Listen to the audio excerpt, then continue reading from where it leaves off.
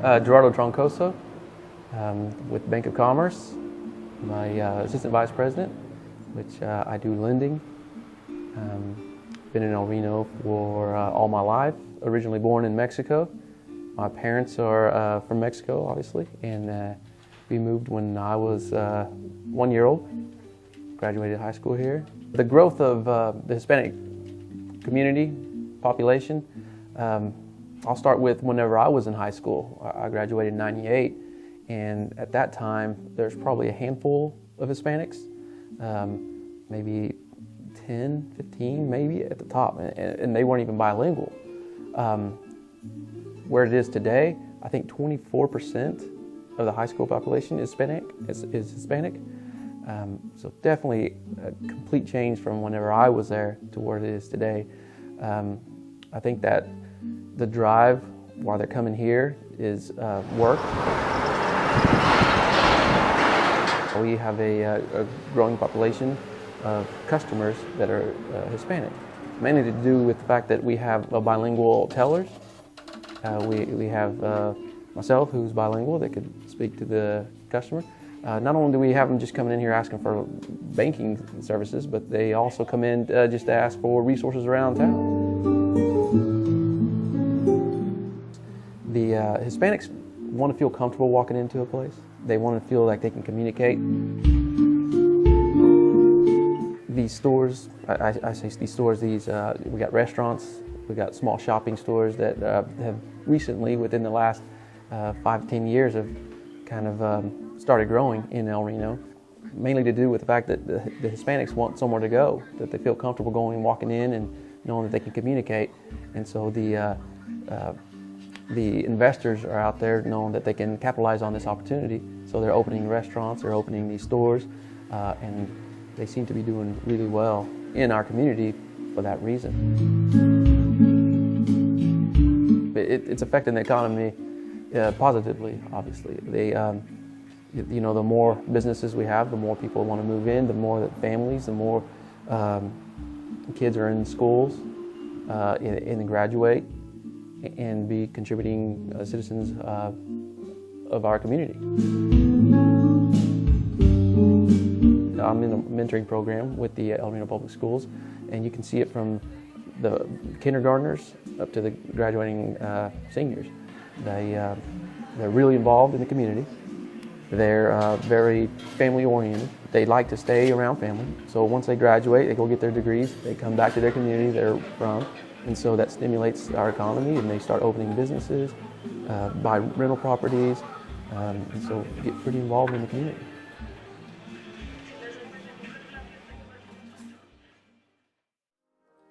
Falling in love with Jesus.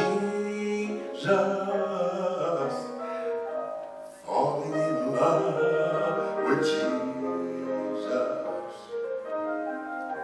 Falling in love with Jesus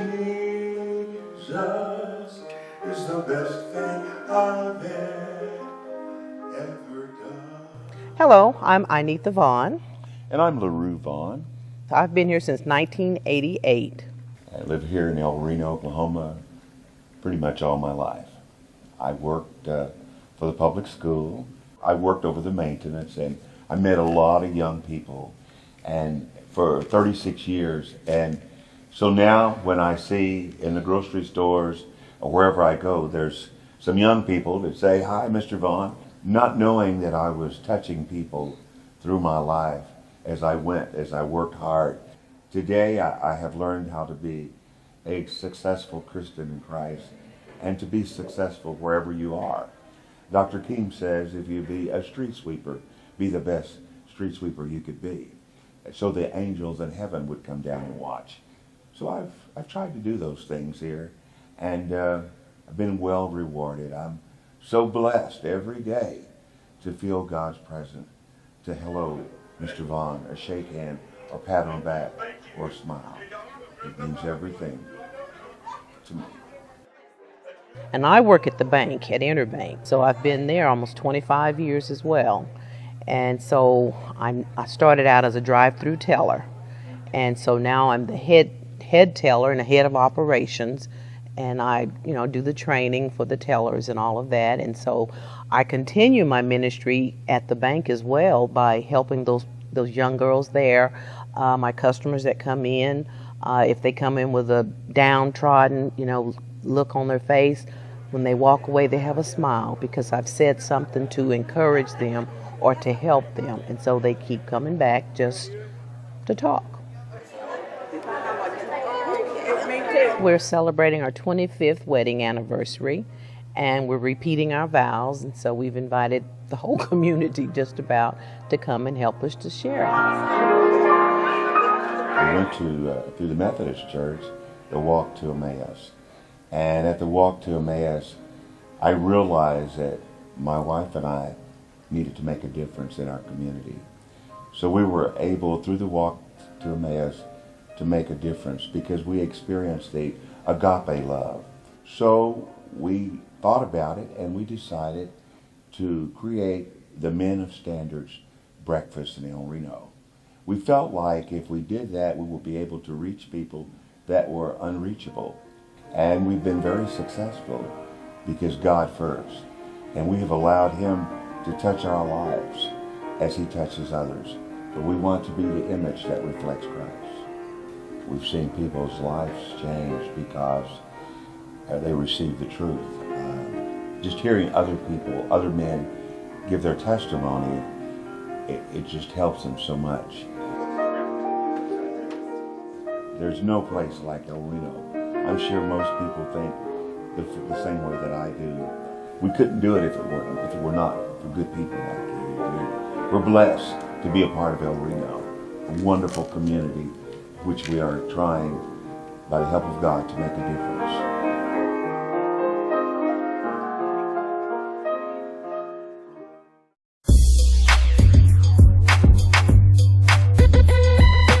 We've been painting on walls since the dawn of man. It's ultimately that, pigment, painting a cave painting. Medicine men, when they're doing a ceremony, from my tribe, the Navajo tribe, they'll create this sand painting for the sake of the ceremony, but after the ceremony's finished, they destroy it. So there's a different motive behind that. There's a whole different reason for that. There's a spiritual essence behind that creative process, and it's not for fame, it's not for celebrity, it's not for anything material. It's to be closer to the Creator, I think. My name's Stephen Grounds, and I'm Navajo, Uchee Creek, and Seminole tribes, and I'm a painter and a muralist. I've been in El Reno for a little over 2.5 years, and I came here because I got a job opportunity, and I've been here ever since. I think this was December 2012. I didn't know when I moved here that I would even leave a mark yet. I mean, that didn't happen until later. When I helped out with the mural off of Watts and those train tracks, that kind of stuff wasn't even, I didn't think I'd be painting here. I was living in Phoenix.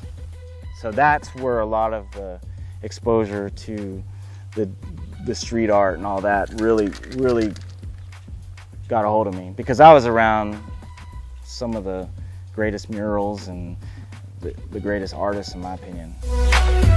Tried to be a graphic designer at one point, and it was just like, I think this is more visceral, more organic whenever I paint with aerosol.